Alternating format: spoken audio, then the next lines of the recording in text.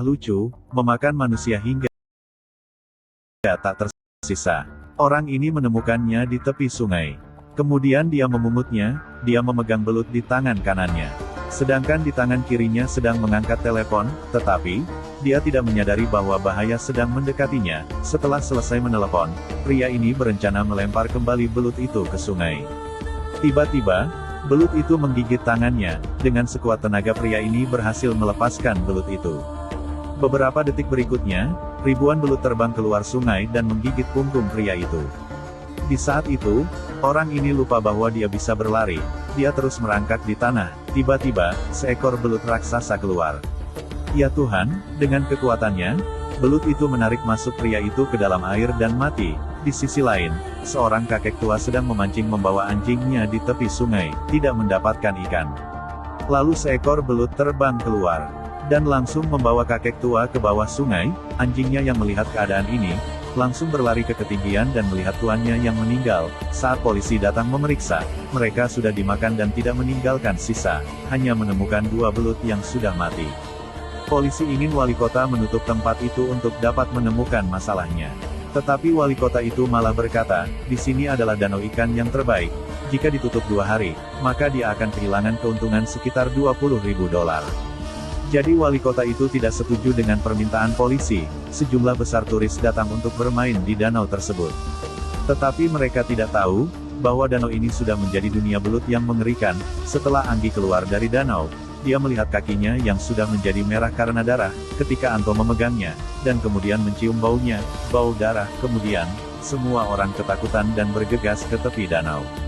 Orang yang terlambat menepi, langsung terhisap oleh belut. Anggi yang sudah pulang ke rumah langsung menelpon ayahnya, yaitu Agus, memberitahu kejadian di danau itu. Kemudian Agus menyuruh rekannya untuk memeriksa keadaan di danau itu.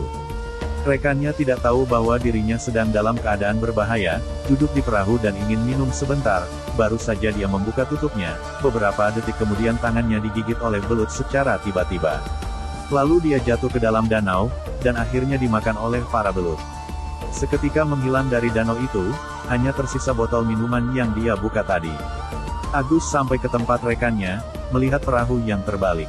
Merasa ada yang janggal, saat mereka ingin membalikkan perahu, tangannya digigit. Untung saja, dengan sekuat tenaga dia berhasil lolos dari serangan belut itu. Kemudian mereka menerima telepon, bahwa ada yang menemukan mayat bawahannya. Datang seorang mayat pria. Cara dia meninggal sangatlah aneh. Dokter secara perlahan membuka baju pria itu, kemudian, memakai masker. Bagian perut pria ini bergerak. Tetapi dokter itu malah tidak melihatnya. Dia tetap mengambil alat miliknya. Di saat ini, tiba-tiba telepon berdering. Agus langsung memberitahu dokter, bahwa dia harus menjauhi mayat itu, tetapi sudah terlambat. Seekor belut terbang keluar dan langsung menjatuhkan dokter itu ke lantai. Kemudian semakin banyak belut yang mendekati dokter itu. Setelah berteriak, dokter itu pun meninggal. Agus yang baru tiba, hanya bisa melihat bahwa belut sudah lari menuju saluran, yang mana, belut sudah masuk ke sistem saluran air kota.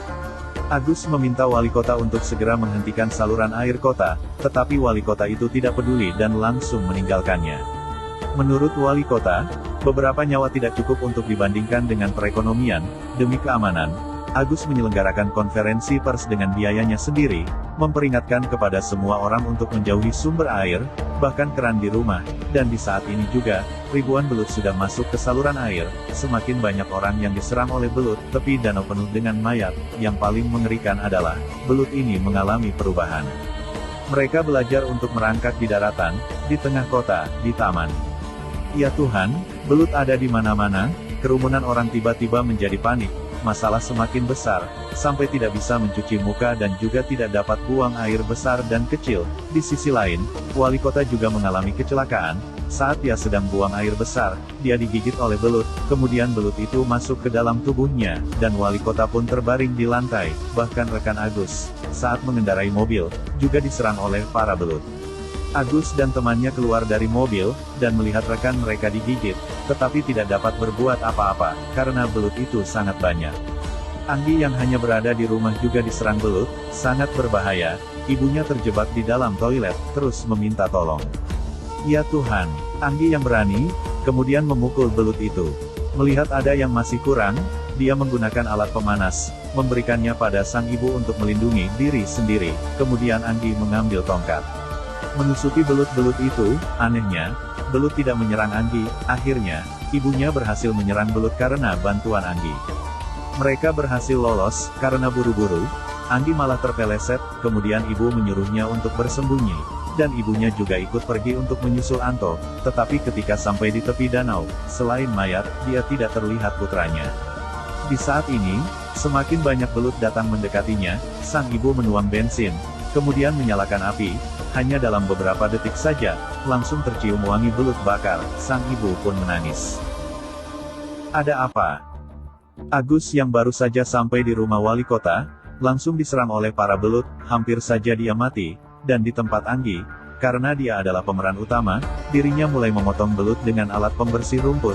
Yang paling hebat adalah, dia masih memiliki waktu untuk mengangkat telepon dari ayahnya, sama sekali tidak takut pada belut. Di saat ini, ibunya juga kembali pulang.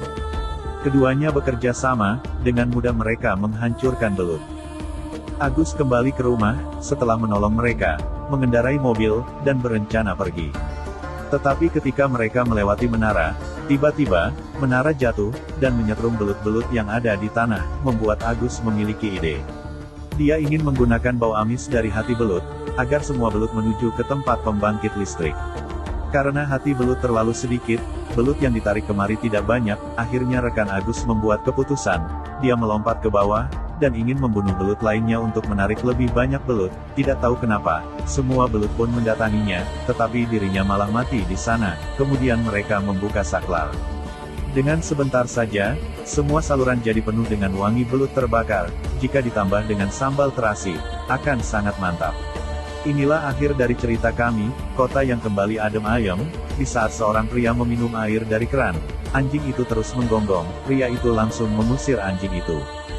Tiba-tiba, kemudian, nantikan episode seru selanjutnya. Jangan lupa ikuti kami.